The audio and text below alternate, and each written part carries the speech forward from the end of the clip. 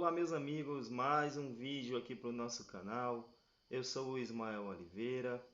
Seja bem-vindo a esse canal.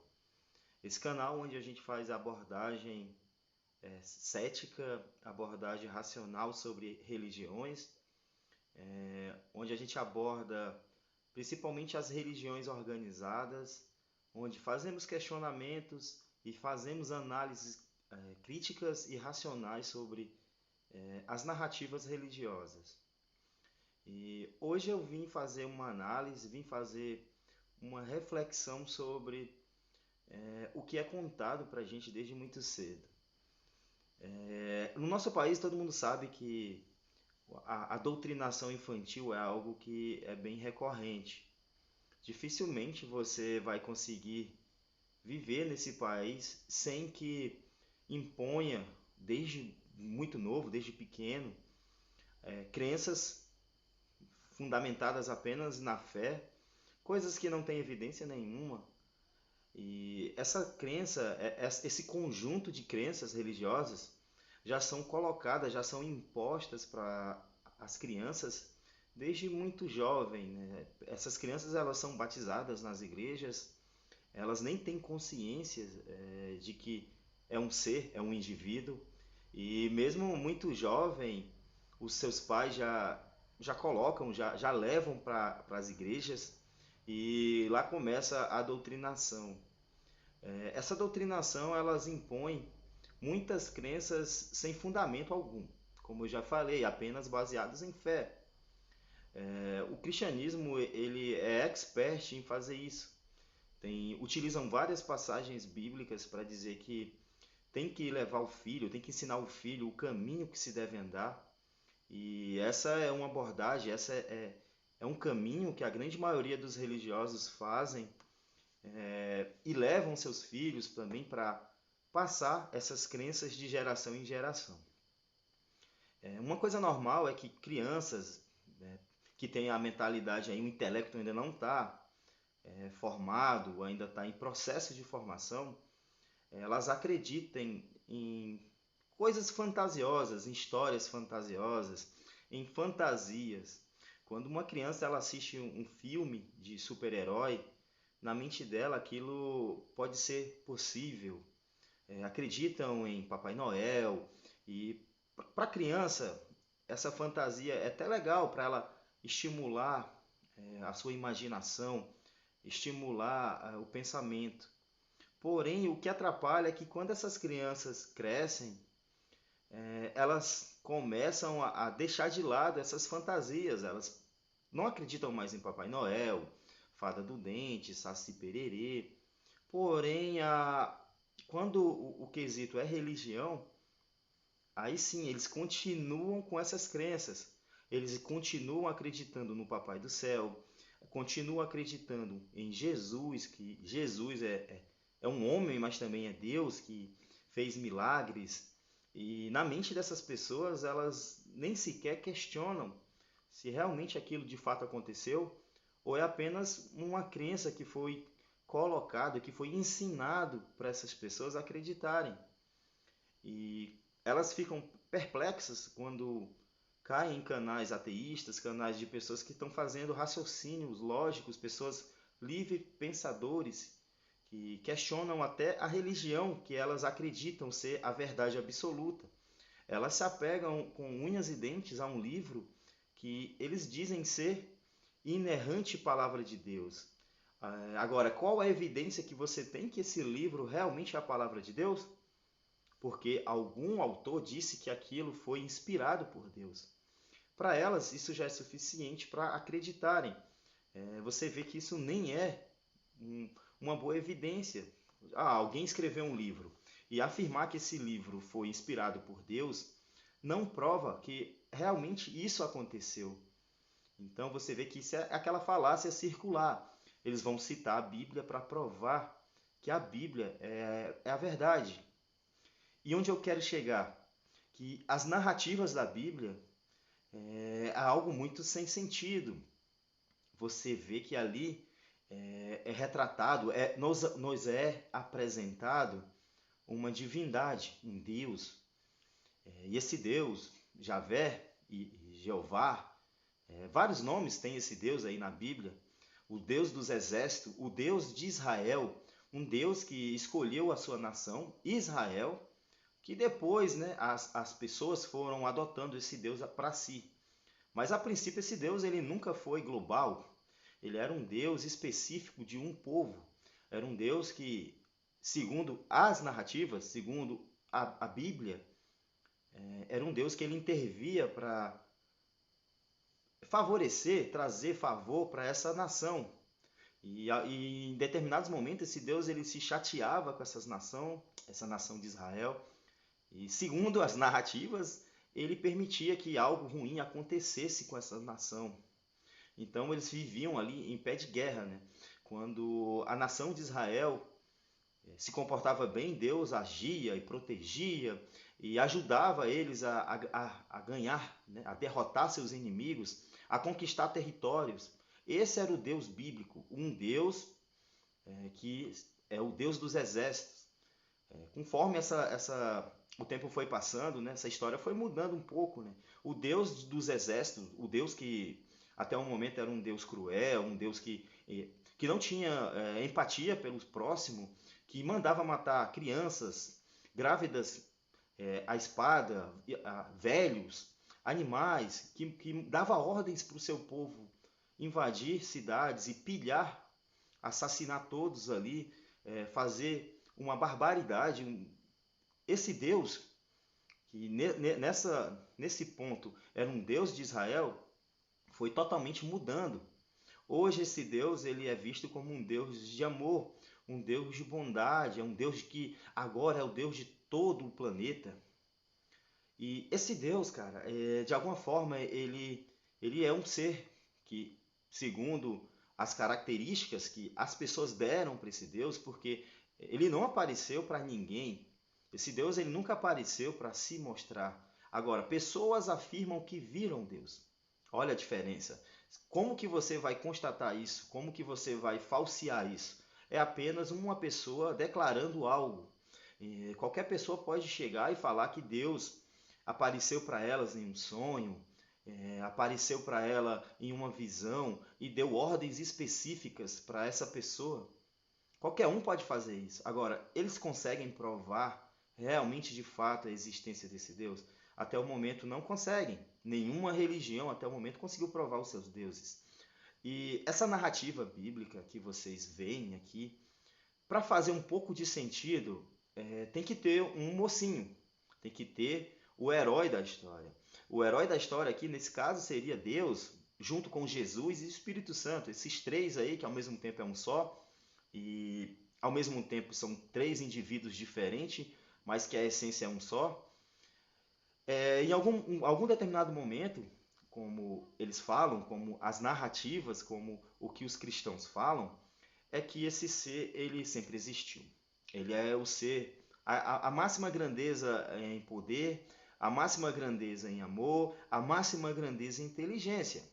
E segundo as narrativas, em algum momento, que ninguém sabe quando, esse Deus ele resolve criar todo o universo, criar planetas, criar estrelas, galáxias, e além de tudo criou o nosso planeta. Ele não satisfeito, ele também resolve criar animais e, claro, o ser humano. E aquela narrativa ali do Jardim do Éden é muito fantasiosa, muito infantil. Você vê que não tem a mínima explicação. É apenas que Deus ele manda, ele fala que haja luz, a luz aparece. Porém, para fazer o ser humano, ele precisou de alguma matéria-prima, o barro, a costela e por aí vai.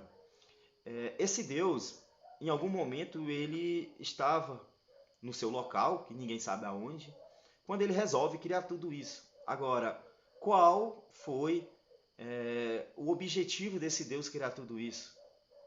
Por que esse Deus resolveu de repente, assim, do nada, criar tudo isso? Por que esse Deus ele é tão pleno, ele é tão autossuficiente que ele teve a necessidade de criar tudo isso? Por que que ele tem necessidade de mostrar os seus poderes? Se você é pleno, se você tem total convicção que você é o mais forte, é o mais poderoso, é o mais inteligente, é o mais de tudo? Qual o sentido de você criar tudo isso? Criar seres humanos limitados para reconhecer que você é tão bom? Deus, se ele é todo suficiente, por que ele teria necessidade de criar tudo isso para demonstrar esse poder? Por que ele teve a necessidade de ser adorado? E esse Deus, ele usa ferramentas que é questionáveis. Por que Deus precisa ser reconhecido? Por que ele precisa que você reconheça a sua grandeza, o seu poder, reconheça que ele é misericordioso? Por que isso? Se ele é autossuficiente. Qual foi as ferramentas que esse Deus usou para poder induzir as pessoas a adorar esse Deus, a amar esse Deus? Deus ele não estava satisfeito no seu local divino e ele resolve criar um inimigo. Olha só, cara, como que isso pode fazer algum sentido? Um Deus que é onisciente, ele resolve criar um inimigo, porque toda história que se preze tem que ter o vilão, tem que ter o mocinho, e esses dois eles têm que combater. Existe a dualidade para poder justificar os males, os problemas, tudo de ruim que acontece no nosso universo, na nossa realidade, teria que haver alguém para receber, para ser responsável, para ser culpado pelas maldades, pelos problemas da nossa humanidade. E esse personagem fictício que foi criado, que foi colocado na Bíblia, é o diabo. Então, o herói, que é o Deus, ele cria o seu vilão. Ele criou Satanás. Então, por que isso acontece? Porque alguém teria que receber a culpa dos males. A gente sabe que essa ideia de dualidade só foi ocorrer na Bíblia depois do cativeiro babilônico. Até antes disso, o Deus Yahvé, o Deus Jeová, ele era o responsável pelo bem e também pelo mal. Mas conforme o povo israelita conheceu outras culturas, como o zoroastrismo, onde lá você tinha a dualidade do bem e do mal, onde você tinha a Rudra Mazda, que era o deus bondoso, e Hanuman, que era o deus responsável ali pelas maldades. Com esse conhecimento de novas culturas, o povo israelita foi assimilando esses conceitos e colocaram isso também na sua religião. E quem recebeu o fardo de ser o maldoso, de ser o ruim da história? Satanás. E até hoje você vai ver religiosos fundamentalistas utilizando esse personagem, né, que seria a personificação do mal, Satanás, para ameaçar as pessoas. Porque a religião ela está muito fundamentada em dois fatores. Ou você vai pelo medo, ou você vai pela ganância. Se você for ganancioso, se você quer ser recompensado, aí Deus vai te dar um céu, um paraíso fofinho, onde quando você morrer, porque assim, nada é agora, é sempre para depois da morte. Quando você morrer, aí sim, aí você vai ser recompensado, porque você foi uma pessoa boa, você fez todos os mandamentos especiais que esse Deus pediu. Agora, porém, entretanto, se você não for bonzinho, se você não se comportar, se você não aceitar todas as regras dessa divindade, aí sim, aí para isso Deus criou o tal inferno, o tal local de sofrimento, para que as pessoas caiam, sejam punidas lá por toda uma eternidade. Aonde eu quero chegar? Qual é realmente o vilão dessa história? Será que o vilão é esse Satanás que, porque se rebelou, porque alguma coisa tem? Por que Satanás era um ser com tantas características? Era um querubim lindo, maravilhoso, cheio de poderes, tinha beleza, tinha. Por que ele se rebelou contra esse Deus? Será que esse Deus ele não é apenas um tirano? Será que essas ordens que ele dá arbitrariamente, esse Deus ele não é apenas um tirano, um ser malvado, um ser mau, um ser que não tem empatia pelas pessoas, sanguinário. Será que não? Será que um ser que tem tantos poderes, ele realmente deixaria um inimigo que ele criou? E não me venha com essas desculpas, ah não, ele não criou Satanás, ele criou um anjo de luz, um querubim de luz. Essas desculpas, elas não podem ser um bom argumento, porque a característica de Deus automaticamente refuta esse seu argumento. Se Deus ele é onisciente, ele já sabia que tudo isso iria acontecer. E ele já sabia de antemão que o Satanás iria sim se tornar um problema, que iria realmente atrapalhar a humanidade que ele fez. Então não tem essa desculpa de dizer que Deus não criou o seu inimigo. Se a gente for analisar aqui os atos cruéis de cada personagem fictício desse, fica claro que a gente não acredita, mas a gente está fazendo uma análise, uma crítica textual à história da Bíblia. Se você for analisar isso, você vai ver que o Satanás, comparado com o personagem de Deus, ele não é nada, é um pobre coitado. E as maldades que são atribuídas para eles não estão na Bíblia, não são contadas na Bíblia. Você não vê o Satanás matando pessoas afogadas, matando toda uma humanidade afogada de maneira cruel. Quem você vê fazer isso é o próprio Deus que vocês defendem. O Deus Yahvé foi o Deus que matou pessoas afogadas. Você não vê Satanás destruindo cidades com fogo, transformando pessoas em estátuas. Porém, você vê Deus fazendo isso. Você não vê Deus mandando. Você não vê Satanás mandando um povo inteiro invadir cidades de pessoas inocentes, derrubando muralhas para facilitar o assassinato de pessoas inocentes. Você não vê o Satanás parando o sol, né? Como tem passagens em Josué, que o sol parou para que Josué tivesse luz natural para continuar o seu massacre. Quem é que você vê fazendo isso? Apenas Deus. Há exceções. Talvez se você quiser atribuir mortes ao diabo na Bíblia, você até poderia pegar ali no livro de Jó, os 10 filhos de Jó, que você poderia atribuir que foi o Satanás que matou essas 10 vítimas ali. E mesmo assim ainda tem asteriscos, né? Porque se Satanás ele matou os filhos de Jó foi com o consentimento de Deus, e você também teria que aceitar que o Satanás ele consegue controlar as forças da natureza, como o vento, porque foi um grande vento que veio e derrubou uma casa em cima desses filhos de Jó. Então, se você for analisar os números, os atos que estão contidos na Bíblia, o Deus bíblico, o Deus de amor, ele é muito pior do que o personagem diabo. Então, o vilão da história realmente não seria nem o diabo, né? O vilão seria esse próprio Deus que, com tantas características que ele tem de poder, ele poderia ter feito algo melhor do que a gente está vendo, do que a gente constata na realidade. O vídeo de hoje é esse, é para a gente fazer essas análises e mostrar para você, meu amigo religioso, que cair nesse vídeo, que nunca fez esses questionamentos, pare um pouquinho, leia a sua Bíblia de maneira racional, deixe o devocional um pouquinho de lado, leia, veja o que está escrito na sua Bíblia, e você mesmo, por si só, vai constatar que os atos contidos ali daquele Deus nada mais é do que seres humanos, são sentimentos de seres humanos que criou uma divindade para justificar todos os seus atos cruéis e bárbaros da época. Pessoas ignorantes da época tinha que ter um Deus que apoiasse os seus atos, e é isso. O Deus Yahvé, o Deus Jeová, o Deus dos exércitos é apenas uma criação da mente humana para justificar esses atos terríveis que eles faziam aí no passado.